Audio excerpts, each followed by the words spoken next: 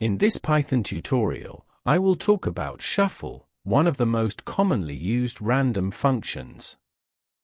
To support us, you can subscribe to the YouTube channel and like the video.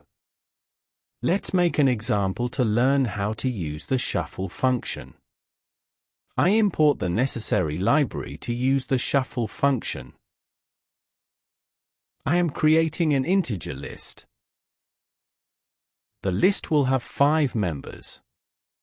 In some cases, we want to shuffle the order of list members. To do this, we send the list to the shuffle function. When the list is printed, the order of the members changes each time. By running the application several times, we can see that the order of the members changes.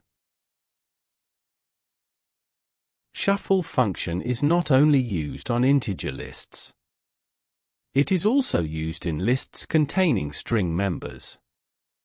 I add members of string data type to the list. I change variable names. We can see that the list member order changes each time.